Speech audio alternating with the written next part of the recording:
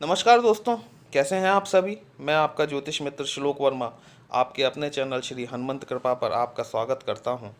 आपका हार्दिक अभिनंदन करता हूं। साथ ही हनुमान जी से ये निवेदन करता हूं कि वह आप सभी को सुख समृद्धि अवश्य प्रदान करें।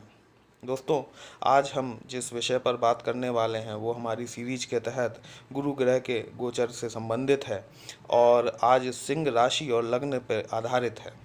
दोस्तों, मैं यहाँ ये कहना चाहूँगा पहले कि जब आप अपनी राशि देखते हैं तो आप लग्न से देखते हैं या राशि से देखते हैं।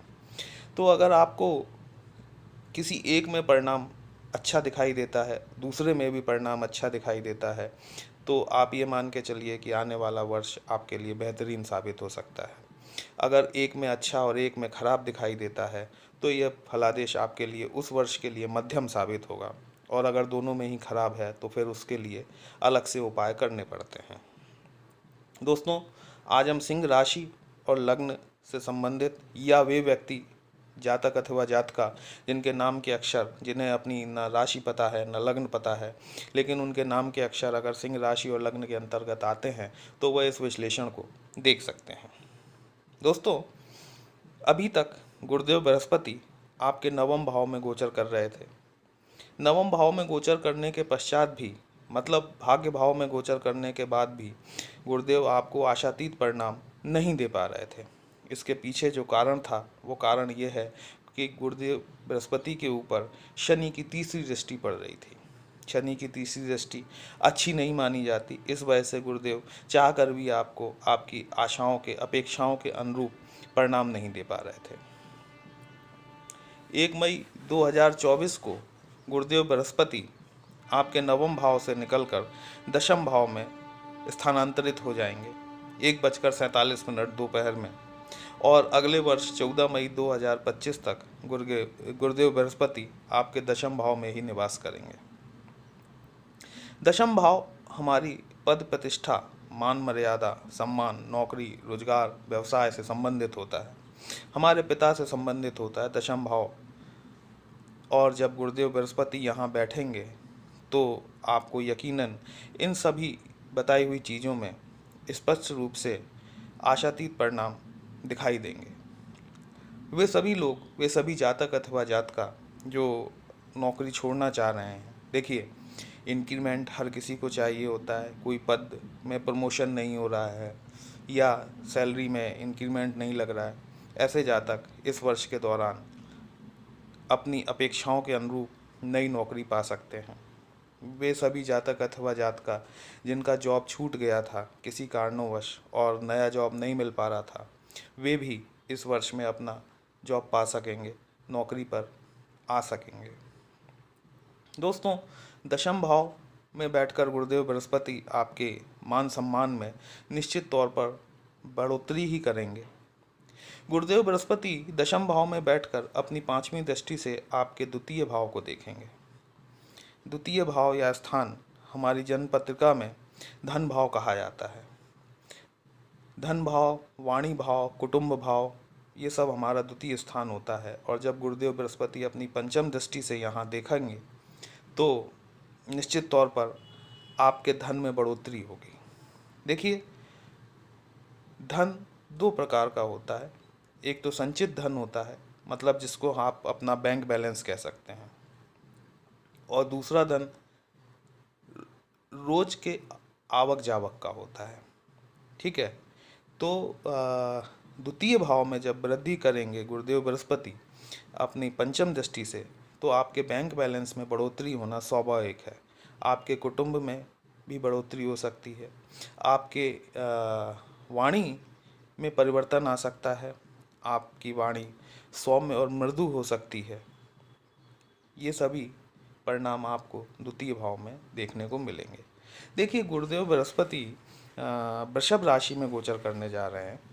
मतलब जो आपका दशम भाव है वहाँ पर वृषभ राशि आती है। अलग अलग पत्रिका में अलग अलग जगहों पर वृषभ राशि है। आपकी पत्रिका में दशम भाव में वृषभ राशि आ रही है।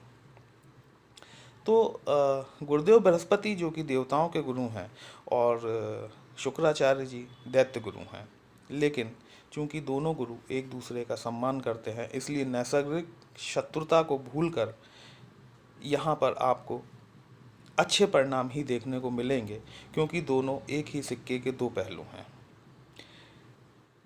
जहाँ शुक्राचार्य जी भौतिकतावादी हैं, आपको भौतिक मटेरियलिस्टिक चीज़ों की उपलब्धि कराते हैं, वहीं गुरुदेव आपको आध्यात्मिक और ज्ञान के रूप में आगे बढ़ाते हैं। गुरुदेव बृहस्पति दशम भाव में बैठकर अपनी सप्तम दृष्टि से आपके चतुर्थ भाव को देखेंगे। चतुर्थ भाव हमारी माता का होता है, भूमि, भवन, वाहन इत्यादि से संबंधित होता है। जब गुरुदेव बृहस्पति की दृष्टि यहाँ पड़ेगी तो अगर आप कोई नया वाहन खरीदना चाह रहे हैं, आप इसे 1 वर्ष के दौरान खरीद पाएंगे। अगर आप कोई अचल संपत्ति खरीदना चाह रहे हैं, वह भी आप यहाँ खरीदेंगे। अगर आप कोई अपनी पुरानी अचल संपत्ति, पैतृक संपत्ति जो है, जिस पर कोई विवाद चल रहा है या कोई किसी कारणों से फंसी हुई है, वो विवाद यहाँ सुलझेंगे और आप अगर चाहें तो उसे बेचकर नई अचल संपत्ति भी खरीद सकते हैं। आपके माता के स्वास्थ्य में अगर कोई परेशानी चली आ रही है, उसमें आपको उत्तरोत्तर सुधार होता हुआ दिखाई देगा। दोस्तों, दशम भाव में बैठकर गुरुदेव बृहस्पति की नवम दृष्टि आपके षष्ठम भाव में पड़ेगी। षष्ठम भाव हमारे रोग, ऋण और शत्रु का भाव होता है। तो ऐसी बीमारियां जो ठीक नहीं हो पा रही थीं, वो इस गोचर के दौरान ठीक होने की उनकी संभावना बढ़ जाएगी। देखिए, प्रयास तो आपको करना पड़ेगा, है ना। और आप अगर कोई लोन लेना चाह रहे हैं, बहुत समय से आप कोई लोन लेना चाह रहे हैं, आपको लोन नहीं मिल पा रहा, तो यहाँ पे आप प्रयास करें तो आपको वो लोन आसानी से मिल सकता है। अगर आप पर पहले से कोई लोन है और आप उसे चुकता करना चाह रहे हैं, तो गुरुदेव बृहस्पति की नवम दृष्टि से आप उस लोन को भी चुकता कर सकते हैं। आपके शत्रु जो अभी तक बढ़े हुए थे, गुप्त शत्रु थे, वह भी अब आपसे दूर हटेंगे, क्योंकि गुरुदेव बृहस्पति की अमृतमयी जो गंगा जल है वो आपके षष्ठम भाव पर पड़ेगा और इन चीज़ों में आपको परिवर्तन देखने को मिलेगा। दोस्तों, आपके धन भाव में केतुदेव बैठे हुए हैं और ये लगभग आप ये मान के चलें कि 18 महीने का इनका वक्त है, जिसमें से कि लगभग 1 साल निकलने को जा रहा है। 8 महीने निकल चुके हैं। अक्टूबर में आपका ये ट्रांजिट हुआ था। अक्टूबर से लेके लगभग 7-8 महीने हो गए हैं, अभी 1 साल बाकी है। तो ये लगभग 1 साल तक आपके धन भाव में ही रहने वाले हैं। क्षमा कीजिएगा। तो गुरुदेव बृहस्पति के साथ केतुदेव अभी तक षडाष्टक योग में थे। षडाष्टक योग में होने के कारण धन भाव में बैठने के बावजूद भी केतुदेव आपको यहाँ पर फल नहीं दे पा रहे थे। लेकिन जैसे ही गुरुदेव बृहस्पति का स्थान परिवर्तन होगा तो केतुदेव भी आपको धन संचय में अवश्य बढ़ोतरी करेंगे, आपके लाभ को बढ़ाने का काम करेंगे। और गुरुदेव बृहस्पति जब आपके दशम भाव में आएंगे तो ये केंद्र त्रिकोण राजयोग का भी निर्माण करेंगे। जब केंद्र, आप देखिए कि जब षडाष्टक योग हट गया, उसकी जगह नवम पंचम राजयोग आ गया, दूसरी तरफ आपका केंद्र त्रिकोण राजयोग तैयार हो गया, तो आप ये मानकर चलें कि ये आने वाला 1 वर्ष आपके लिए बहुत अच्छा होने वाला है। इसमें कुछ सावधानियां आपको बरतनी है। मैं ये कहूँगा कि अगर आप कोई लोन रोक सकते हैं 1 वर्ष के लिए तो उसे रोक दीजिए, अनावश्यक व्यय मत कीजिए, है ना। और साथ ही अगर इसके लिए कुछ गुरु ग्रह को अच्छा करने के लिए मैं कुछ उपाय बताता हूँ आपको, आप वो उपाय करेंगे तो आपको अवश्य फ़ायदा होगा। जैसे कि आप गुरु के मंत्र ओम ग्राम ग्रीम ग्रोम सह गुरुवे नमः का नियमित तौर पर जाप करें। आप बृहस्पतिवार को मंदिर में जाइए, आप विष्णु सहस्त्रनाम का पाठ करें, तो आप ये मान के चलिए कि आने वाला 1 वर्ष आपके लिए बहुत अच्छा होने वाला है।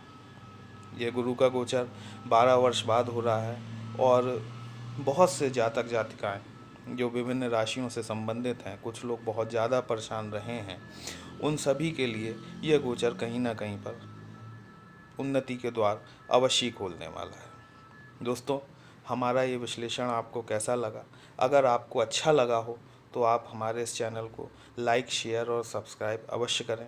आपने हमें अपना कीमती वक्त दिया, इसके लिए आपका धन्यवाद, शुक्रिया। कल फिर मिलते हैं नई राशि के साथ। तब तक के लिए जय श्री राम।